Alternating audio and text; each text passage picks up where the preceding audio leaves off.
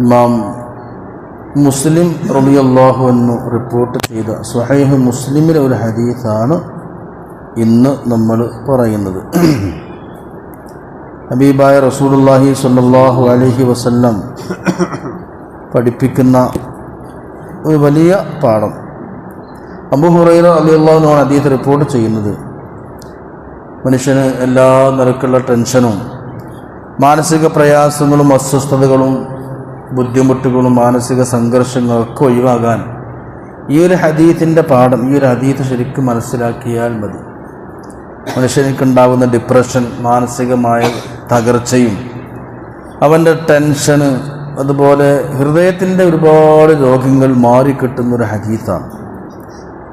നബിതങ്ങൾ പറയാണ്, ഉൻദുറു ഇലാ മൻ ഹുവ അസ്ഫല മിൻകും വലാ തുൻദുറു ഇലാ മൻ ഹുവ ഫൗകകും ഫഇന്നഹു അജ്ദറു അല്ലാ തുസ്ദറു നിഅമത്തുല്ലാഹ്. നിങ്ങളെപ്പോഴും നിങ്ങൾക്കുണ്ടായിരിക്കേണ്ടത്, ഉൻദുറു നിങ്ങൾ നോക്കിക്കൊണ്ടേയിരിക്കണം, ഇലാ മൻ ഹുവ അസ്ഫൽ മിൻകും നിങ്ങളെക്കാൾ എപ്പോഴും താഴേക്കടയിൽ നിൽക്കുന്ന, നിങ്ങളെക്കാൾ ലോവറായ ആളുകളിലേക്ക് നിങ്ങൾ നോക്കണം. ഉൻദുറു നിങ്ങൾ നോക്കേണ്ടത് ഇലാ മൻ ഹുവ അസ്ഫൽ മിൻകും നിങ്ങളെക്കാൾ താഴ്ന്ന ആളുകളിലേക്ക് നോക്കുക. ഒരിക്കലും തന്നെ വലാ തുൻദുറു ഇലാ മൻ ഹുവ ഫൗകകും നിങ്ങളെക്കാൾ മുകളിലുള്ള ആളുകളിലേക്ക് നിങ്ങൾ നോക്കുകയേ ചെയ്യരുത്. അപ്പം നിങ്ങൾക്ക് എല്ലാ ടെൻഷനും മാറിക്കിട്ടും. അപ്പം അള്ളാഹുവിനോടുള്ള നന്ദിയും കടപ്പാടും ഒക്കെ നിങ്ങൾക്ക് വർദ്ധിക്കും. അപ്പോൾ നിങ്ങൾക്ക് നന്ദിയും ശുക്റും ഒക്കെ വർദ്ധിക്കും. ഫഇന്നഹു അജ്ദറു അല്ലാ തസ്ദറു നിഅമത്തല്ലാഹ്. അള്ളാഹുവിൻ്റെ നിഅമത്തിനക്ക് നന്ദി ചെയ്യാനും നിഅമത്തിനെ മറക്കാതിരിക്കാനൊക്കെ ഏറ്റവും പറ്റിയത് ഈ ഒരു നോട്ടമാണ്. എന്തൊക്കെ രോഗമുണ്ടെങ്കിലും നമ്മളെക്കാൾ രോഗങ്ങളെ കൊണ്ട് കഷ്ടപ്പെടുന്ന ആളുകളെ പറ്റി ചിന്തിച്ചുകൊണ്ടേയിരിക്കുക. ആരോഗ്യപരമായ പ്രശ്നങ്ങൾ നമുക്കുണ്ട്, നമുക്കതിൻ്റെ വിഷമവും പ്രയാസമൊക്കെയാണ്. ഷുഗറുണ്ട്, പ്രഷറുണ്ട്, കൊളസ്ട്രോൾ ഉണ്ട്, ഹാർട്ടിന് പ്രോബ്ലം ഉണ്ട്. അപ്പോഴും നമ്മളെക്കാൾ ഗുരുതര രോഗം ബാധിച്ച എത്രയോ ആളുകളുണ്ട്. ഒന്ന് ശ്വസിക്കാൻ പോലും കഴിയാതെ വെന്റിലേറ്ററിൽ കഴിയുന്ന ആളുകൾ, സിലിണ്ടർ മാറ്റിവെക്കാൻ പറ്റാത്ത ആളുകൾ, സ്വയം ഹൃദയത്തിൻ്റെ വർക്ക് സാധ്യമല്ലാത്തതിനാൽ സ്പേസ് മേക്കർ ഉള്ളിൽ വെച്ച് ഹൃദയത്തിൻ്റെ നെഞ്ചിൻ്റെ ഉള്ളിൽ വെട്ടിപ്പൊളിച്ച് അവിടെ മെഷീൻ വെച്ച് നടക്കുന്ന ആൾക്കാരുണ്ട്. എപ്പോഴും നാവിൻ്റെ അടിയിൽ മരുന്ന് കൊണ്ട് നടക്കേണ്ടവരുണ്ട്. മൂത്രമൊഴിക്കാൻ കഴിയാതെ എപ്പോഴും മൂത്രത്തിന് പൈപ്പിട്ട് ട്യൂബിട്ട് ആ ഒരു ബാഗുമായി കഴിഞ്ഞ് എപ്പോഴും നടക്കുന്ന ആൾക്കാരുണ്ട്. മലം പോകാൻ പ്രയാസപ്പെട്ട് ഓട്ടയുണ്ടാക്കി മലത്തിന് ബാഗിലാക്കി കൊണ്ടുനടക്കുന്ന ആൾക്കാരുണ്ട്. ഇങ്ങനെ ഒരുപാട് രോഗികൾ. അപ്പോൾ നമ്മളെക്കാൾ പ്രയാസപ്പെടുന്ന കഷ്ടപ്പെടുന്ന ആളുകളിലേക്ക് നോക്കുമ്പോൾ നമ്മളിപ്പോഴുള്ള അവസ്ഥക്ക് അൽഹംദുലില്ലാഹ് എന്ന് പറഞ്ഞു പോകും. സാമ്പത്തികമാണെങ്കിലും അങ്ങനെ തന്നെ. കടപ്പാടം പോലും നഷ്ടപ്പെട്ട ആയിരക്കണക്കിന് ആൾക്കാരുണ്ട്. വീട് വെക്കാൻ സ്ഥലമില്ലാത്ത ആളുകൾ, ഒരു ദിവസത്തെ ചെലവ് കഴിക്കാൻ തന്നെ പ്രയാസപ്പെടുന്ന ആൾക്കാരുണ്ട്. നമ്മളെക്കാൾ ബുദ്ധിമുട്ടുള്ള ആൾക്കാരിലേക്ക് നോക്കിക്കൊണ്ടേയിരിക്കുക. ഫലസ്തീനിലെ പാവപ്പെട്ട മുസ്ലിമീങ്ങൾ തന്നെ നോക്കിയാൽ മതി, ഒന്നുമില്ലാത്ത ആളുകളിലേക്ക് നോക്കുക.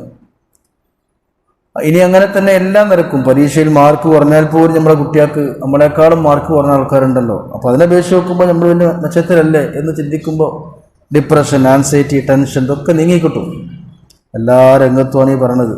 സാമ്പത്തികവും ആരോഗ്യവും ഒക്കെ അങ്ങനെ തന്നെ. ഇനി കുടുംബപരമായ പ്രശ്നങ്ങളുണ്ടെങ്കിൽ അവിടെയും നമ്മളെക്കാൾ കുടുംബ പ്രശ്നം രൂക്ഷമായി കുത്തും വെട്ടുമായിട്ട് കഴിഞ്ഞ എത്ര കുടുംബങ്ങളുണ്ട്. അത്രത്തോളം ഇല്ലല്ലോ എന്ന് ചിന്തിക്കുക. എന്താണെങ്കിലും നിങ്ങൾ എപ്പോഴും മുകളിലേക്ക് ചിന്തിക്കാനേ പാടില്ല. നമ്മളെക്കാൾ ഉഷാറുള്ള ആൾക്കാരിലേക്ക് നോക്കുമ്പോൾ ടെൻഷൻ വരും. ഓൻ എന്നെക്കാളും സാമ്പത്തികം ഉണ്ടല്ലോ, എന്നെക്കാളും നല്ല ആരോഗ്യം ഉണ്ടല്ലോ, എന്നെക്കാളും നല്ല ഭാര്യ ഉണ്ടല്ലോ, എന്നെക്കാളും നല്ല വാഹനം ഉണ്ടല്ലോ, എൻ്റെ വീടിനേക്കാളും വലിയ വീടുണ്ടല്ലോ. ഇതിങ്ങനെ ചിന്തിക്കുമ്പോൾ മനുഷ്യന് അസൂയ വരും, ആർത്തി വരും, എങ്ങനെയെങ്കിലും ഉണ്ടാക്കണം. പിന്നെ ടെൻഷൻ വരും, മനസ്സിൻ്റെ സന്തോഷം നഷ്ടപ്പെടും.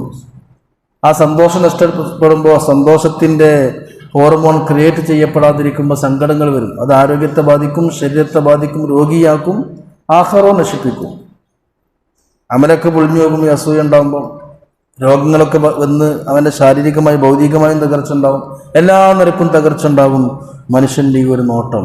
എന്നാലോ എപ്പോഴും നമ്മളെക്കാൾ ലോവറിലുള്ള താഴേക്കടയിലുള്ള ആളുകളിലേക്ക് നോക്കുക. ഉൻദുറൂ നിങ്ങൾ നോക്കേണ്ടത് ഇലാ മൻ ഹുവ അസ്ഫല മിൻകും നിങ്ങളെക്കാൾ താഴ്ന്ന ആളുകളിലേക്ക് നോക്കണം. വലാ തുൻദുറൂ ഇലാ മൻ ഹുവ ഫൗകകും നിങ്ങളെ മുകളിലുള്ള ആൾക്കാരിലേക്ക് നോക്കുകയേ ചെയ്യരുത്. ഫഇന്നഹു അജ്ദറു അല്ലാ തസ്ദറു നിഅമത്തല്ലാഹ് അപ്പോഴാണ് അള്ളാഹുവിൻ്റെ നിഅമത്തിനെ കൊച്ചായി കാണാൻ കഴിയില്ല. നിഅമത്തിനെ നിങ്ങൾക്ക് കാണാൻ കഴിയാം. പരിശുദ്ധ ഖുർആൻ സൂറത്തു സുഖ്റുഫ് 32-ാമത്തെ ആയത്തിൽ അല്ലാഹു പറയുന്നുണ്ട്, നഹ്നു ഖസംനാ ബൈനഹും മഈശതഹും ഫിൽ ഹയാത്തിദ് ദുനിയാ. ഓരോരുത്തർക്കുള്ള സാമ്പത്തിക ഭദ്രതയും സാമ്പത്തിക വിശേഷങ്ങളൊക്കെ അതൊക്കെ ഞാൻ ആദ്യം കണക്കാക്കിയതാ. നമ്മളാണ് ഖസംനാ ബൈനഹും ജനങ്ങൾക്കിടയിൽ വീതിക്കണം ഓരിക്കണം കണക്കാക്കണമൊക്കെ. മഈശത്തും അവരുടെ ജീവിതമാർഗങ്ങൾ ഫിൽ ഹയാത്തിദ് ദുനിയാ ഭൗതികമായ ജീവിതത്തിൽ. വറഫഅനാ ഫൗഖഹും വറഫഅനാ ബഅദഹും ഫൗഖ ബഅദ്. ചില ആൾക്കാരെക്കാൾ ഉഷാറാക്കും. വറഫഅനാ ബഅദഹും ഫൗഖ ബഅദ്. ചിലരേക്കാൾ നമ്മൾ ടോപ്പിലാക്കും. വറഫഅനാ ബഅദഹും ഫൗഖ ബഅദിൻ ദറജാത്ത്.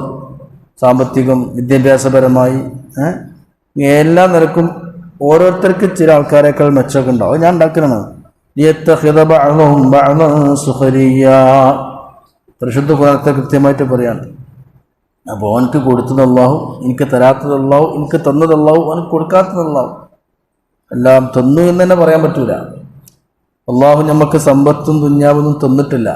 ആദ്യം നമുക്ക് വെട്ടിത്തിരുത്തേണ്ട നമ്മുടെ ഒരു ചിന്താഗതി അതാണ്. എനിക്ക് അല്ലാഹു സമ്പത്ത് തന്നു എന്ന് ആരും കരുതരുത്. അല്ലാഹു നമുക്ക് ആർക്കും സമ്പത്ത് തന്നിട്ടില്ല. തന്നിക്കണമെങ്കിൽ അത് അല്ലാഹു ആർക്കും കൊടുക്കാൻ നമ്മളോട് പറയൂല. നമ്മളൊരു സാധനം ഒരാൾക്ക് കൊടുത്താൽ കൊടുത്തതിന് ശേഷം പിന്നെ നമ്മൾ അതിമ ഇടപെടൂല, മോശമാണ്. ഞാൻ ഒരാൾക്ക് ഉദാഹരണം ഒരു വാച്ച് കൊടുത്തു. അത് കൊടുക്കലോട് കൂടെ അവൻ്റെതായി മാറി. പിന്നെ കുറേ കഴിഞ്ഞിട്ട് ഞാൻ പറയുകയാണ്, ഞാനൊക്കെ തന്ന വാച്ച് ഈ മോൻ കൊടുക്കണം എന്ന് പറഞ്ഞാൽ എരപ്പത്തരാണ്, മോശമാണ്. കൊടുത്ത സാധനത്തിന് പിന്നെ തിരിച്ചു വാങ്ങാൻ പാടില്ല. ഞാൻ ഒരാൾക്ക് ഒരു 1000 ഉറുപ്പിക കൊടുത്തു നിൽക്കുക. ഒരാൾക്ക് 1000 ഉറുപ്പിക കൊടുത്തു, അത് കൊടുക്കലോട് കൂടെ ഓൻ്റെതായി മാറി. പിന്നെ എനിക്ക് ഇടപാടില്ല. ഓനക്ക് ഞാൻ 1000 ഉറുപ്പിക കൊടുത്തിട്ട് പിന്നെ ഒരാഴ്ച ഒരു മാസം കഴിഞ്ഞ് ഞാൻ പറയാണ്, എനിക്ക് ഞാൻ തന്ന 1000 അല്ലേ, അത് 100 ഉറുപ്പിക മറ്റവന് കൊടുക്കണം, 500 ഉറുപ്പിക മറ്റവന് കൊടുക്കണം എന്ന് പറഞ്ഞത് മോശത്തരാണ്. കൊടുത്താൽ പിന്നെ തിരിച്ചു ചോദിക്കരുത്. കൊടുത്താൽ പിന്നെ അത് അങ്ങനെ ചെയ്യണം ഇങ്ങനെ ചെയ്യുന്നത് പറയാൻ പാടില്ല. അത് മോശമാണെങ്കിൽ അള്ളാഹ് നമ്മളെക്കാളും മോശമല്ലല്ലോ. അള്ളാഹു അസീസാണ്, കരീമാണ്, മാന്യനാണ്, പ്രതാപിയാണ്. ഒരു നിലക്കും അള്ളാഹു മോശം ചെയ്യൂല. സുബ്ഹാനല്ലാഹ് എന്ന് പറയാൻ എല്ലാ മോശത്തിനും തൊട്ടും പരിശുദ്ധനാണ്. നമ്മൾ തന്നെ ഒരു സാധനം കൊടുത്താൽ പിന്നെ അത് അങ്ങോട്ട് കൊടുക്കണം ഇങ്ങോട്ട് കൊടുക്കണം പിന്നെ പറയില്ല, തിരിച്ചു വാങ്ങിക്കൂല, തിരിച്ചു ചോദിക്കൂല. അപ്പോൾ കൊടുത്തു എന്നുണ്ടെങ്കിൽ പിന്നെ തിരിച്ചു കൊടുക്കൂല. പക്ഷെ നമ്മൾ സൂക്ഷിക്കാൻ കൊടുത്താൽ എന്ത് ചെയ്യാം, നമുക്കത് തിരിച്ചു വാങ്ങാം. ഞാൻ ഒരാളടുത്തൊരു 50,000 രൂപ സൂക്ഷിക്കാൻ കൊടുത്തു, അത് തിരിച്ചു വാങ്ങാം. കാരണം കൊടുത്തിട്ടില്ല, സൂക്ഷിക്കാൻ കൊടുത്തതാണ്.